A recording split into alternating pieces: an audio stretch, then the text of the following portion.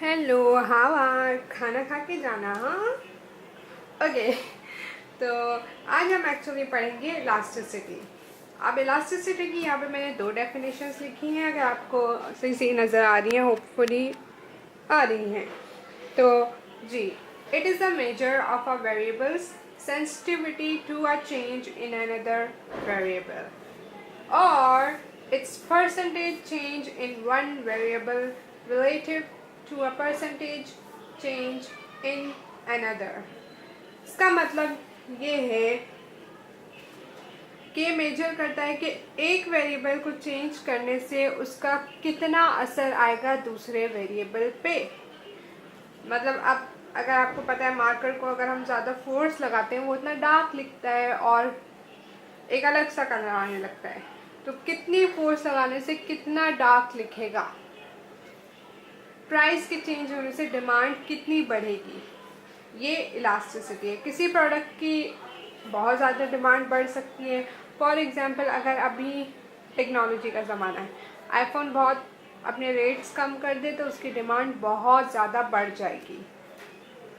लेकिन अगर आप नमक की प्राइस बहुत कम कर दें, 2 रुपये में दे दें, फिर भी उसकी जो डिमांड है वो इतनी नहीं बढ़ेगी, क्योंकि उसको ज़रूरत ही नहीं है। वो इनइलास्टिक है, वो इलास्टिक नहीं है, वो प्रोडक्ट आपका इलास्टिक नहीं है।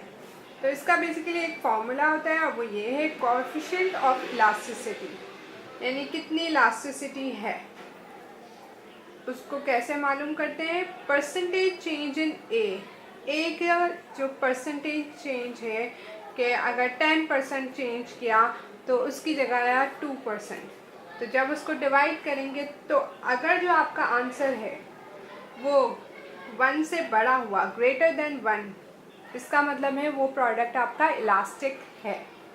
अगर वो 1 से कम हुआ तो इसका मतलब है कि ये प्रोडक्ट इनइलास्टिक है। इसकी प्राइस, इसका जो बी पे, ए का बी पे कोई असर नहीं है, बी का ए पे कोई असर नहीं, वो कितना भी चेंज हो जाए इन दोनों का एक दूसरे पे कोई इम्पैक्ट नहीं है। इज इक्वल टू 1 हो जाए तो मतलब है कि यूनिटरी इलास्टिक। यूनिटरी इलास्टिक मतलब है कि आप जितना बढ़ाएंगे ए को उतना एग्जैक्ट बी बढ़ेगा, अप एंड डाउन नहीं होगा। इलास्टिक में आपको नहीं पता, हो सकता है वो ज़्यादा बढ़ जाए, हो सकता है वो कम बढ़े, मगर बढ़ेगा। पर यूनिटरी में वो एग्जैक्ट अमाउंट बढ़ेगा। ठीक है, दैट्स इट। इलास्टिसिटी क्या है? एक का इम्पैक्ट दूसरे पे, एक को बढ़ाने से दूसरे कितना बढ़ता है।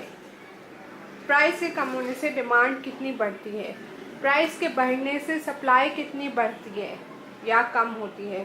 तो ये elastic, inelastic, unitary elastic. Elastic मतलब इम्पैक्ट है। अगर ग्रेटर देन 1 कोएफिशिएंट होगा तो वो इलास्टिक है, लेस देन 1 होगा तो इनइलास्टिक है, मतलब इम्पैक्ट नहीं है। इक्वल टू 1 होगा आपका कोएफिशिएंट तो आपका मतलब है यूनिटरी इलास्टिक है, यानी आप जितना ए को बढ़ाओगे उतना ही उतना बी बढ़ेगा। इनइलास्टिक ए चाहे जितना भी बढ़ जाए, बी को उससे कोई इम्पैक्ट नहीं हो रहा। इलास्टिक ए बढ़ेगा तो बी भी बढ़ सकता है या कम हो सकता है। ठीक है, तो इसमें भी कम भी हो सकता है, लेकिन वो एग्जैक्ट क्वांटिटी वाला केस आ रहा है इसमें।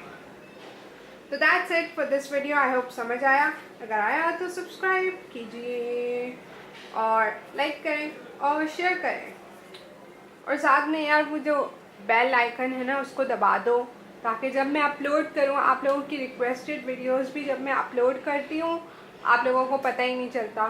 तो आप उसको दबा दें ताकि आपको नोटिफिकेशन मिल जाए।